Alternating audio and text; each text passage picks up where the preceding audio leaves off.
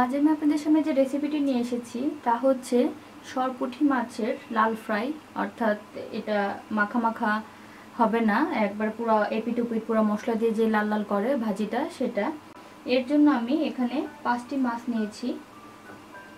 5টি মাছ নিয়ে ভালো করে ধুয়ে রেখে লবণ দিয়ে মাখিয়ে রেখেছিলাম। মাখিয়ে রেখে তারপরে ধুয়েছি। 1 চা চামচের মতো লেবুর রস দিয়ে আমি আধা ঘন্টা পর্যন্ত এটা মাখিয়ে রেখেছি। তারপরে এখন আমি যা করব, হাফ চামচের মতো মরিচের গুঁড়ো, হাফ চামচের মতো হলুদের গুঁড়ো, পরিমাণ মতো একটু লবণ আর একটু তেল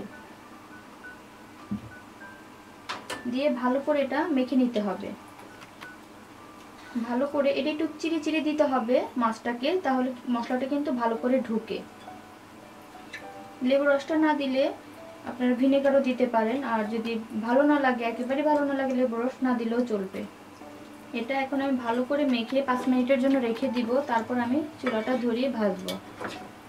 তাতে প্যান বসিয়ে দিয়েছি, একটু বড় সাইজে নিতে হবে। তারপর আমি এখানে 1/3 কাপের মতো তেল দিয়ে দিলাম, একটু কম দিলে সমস্যা নেই। এখন আমি মাছটা ভাজবো। তেলটা গরম হতে হতে আমি আস্তে করে মাছটা ছেড়ে দিব, বেশি গরম হলে আবার শরীরে এসে ছিটতে পারে। আমি বড় একটা কিছু নিয়েছি যাতে একবারই দিয়ে দিতে পারি। এখন আমি এটাকে হালকা একটু ব্রাউন কালার হওয়া পর্যন্ত এটা ভাজবো। আঁচটা মিডিয়াম করে ভাজতে হবে, তাহলে ভিতর পর্যন্ত ভালো করে হবে। মাছটি আমার ভাজা হয়ে গেছে, আমি এরকম কালার করে নামাবো। এক এক ঘর এক এক রকম ভাজা খায়, কেউ একটু কড়া ভাজা, কেউ একটু হালকা ভাজা। আমি এরকম করে নামাবো। আর মাছটা এক পিঠ হওয়ার পরে কিন্তু উল্টাবেন, তা না হলে কিন্তু ভেঙে যাবে। এখন আমি এক এক করে মাছটা নামিয়ে ফেলবো।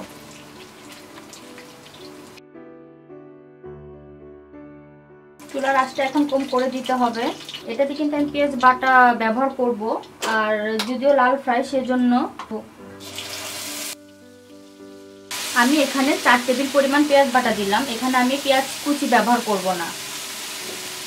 লাল ফ্রাইতে যদি আমরা পেঁয়াজ কুচিটা ব্যবহার করি তাহলে কিন্তু ঝরে ঝরে পড়ে যায়, লেগে থাকে না, সেজন্য পেঁয়াজ বাটাটা দেব। এখানে আদা এবং রসুন পেস্ট করা 1 টেবিল চামচ দিব। আদা এবং রসুন এই পরিমাণে আমি একটু পরিমাণে পানি দিব শুকনো মশলা দেওয়ার কারণে। 1 চা চামচ মরিচের গুঁড়ো, ঝালটা বুঝে 1 চা চামচ হলুদের গুঁড়ো, 1 চা চামচ দেব আমি ধনিয়া গুঁড়ো।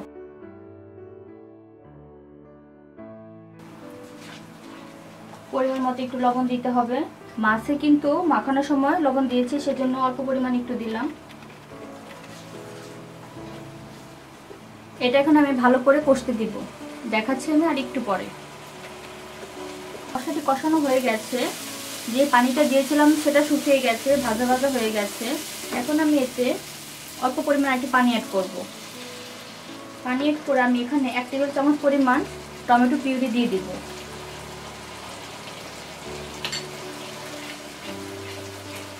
টমেটোটাকে সিদ্ধ করে ব্লেন্ড করলে যেটা বের হয় সেটাই টমেটো পিউরি। এর মধ্যে আমি মাছটা এক এক করে ছেড়ে দিব। এরপর যে আপনারা মশলাটার লবণটা চেখে নিতে পারেন, যদি না হয় আরেকটু দিয়ে দিবেন। চুলার আঁচটা একবারে কম থাকবে যাতে মশলাটা মাছের ভিতরে ঢুকে ভালো করে। দর্শক 5 থেকে 7 মিনিট যাবত এটি আমি উলট পালট করে এভাবেই ভাজা ভাজা করছি এবং পানিটা শুকিয়ে ফেলেছি। এটা আমি আরও হওয়াবো। এ পর্যায়ে এসে আমি একটু ধনেপাতা দিয়ে দিব। আমি আরেকটু লবণ দিয়েছিলাম। এটা এখন এভাবে মশলাগুলো এভাবে করে লাগিয়ে দিয়ে তারপরে উল্টাতে হবে, দুপাশে যেন মশলাগুলো সুন্দরভাবে লেগে থাকে। তারপর এভাবে উল্টিয়ে দিতে হবে, উল্টিয়ে দিলে পুরোটাই লেগে যাবে। এভাবে এক এক করে সবগুলো মাছের গায়ে মশলাটা ভালো করে দিয়ে দিতে হবে। মাছটা দেওয়ার পরে কিন্তু চুলার আঁচটা মিডিয়ামের চেয়ে কম থাকবে, তা না হলে কিন্তু মশলাটা ভিতরে ঢুকবে না। আর আমি যদি বেশি করে পানি দিই তাহলে কিন্তু মাছটা নরম হয়ে যাবে এবং মাছটা ভেঙে যাবে। এভাবে করে আমি আরেকটু লাল করব। তাহলে দর্শক আমি দেখাচ্ছি আরেকটু পরে। আমার মাছটি রেডি হয়ে গেছে। এর চেয়ে বেশি কালার করলে এটা পোড়া পোড়া হয়ে যাবে এবং তিতো লেগে যাবে। দেখতেই পাচ্ছেন কালারটা। আর মশলার যে ব্যাপারটা, এটা কিন্তু ভাজার পরে মশলার পরিমাণটা একটু কমে যায়। আর যদি এর চেয়ে মশলা কম খেতে চান তাহলে কম দিতে পারেন। তো ভাত দিয়ে খেতে হলে একটু মশলা লাগেই, আর এটা এরকমই করে। আর যতটুকু মশলা আমরা কড়াইতে দেখবো বা ফ্রাই প্যানে দেখবো, সেটা এভাবে করে নিয়ে চাপিয়ে চাপিয়ে লাগিয়ে দিতে হবে। এটা কিন্তু দাঁড়িয়ে থেকে রান্না করতে হবে, দূরে সরে গেলে পুরা লেগে যাবে। তাহলে দর্শক, তৈরি হয়ে গেল আমার সরপুঁটি মাছের লাল ফ্রাই। যদি আমার রেসিপিটি ভালো লেগে থাকে তাহলে অবশ্যই বাসায় ট্রাই করবেন, আর ভালো লাগলে অবশ্যই একটা লাইক দিবেন আর চ্যানেলকে সাবস্ক্রাইব করবেন। কারণ আমি যে কোনো রেসিপি দিয়ে থাকি না কেন তাহলে আপনারা সঙ্গে সঙ্গেই পেয়ে যাবেন।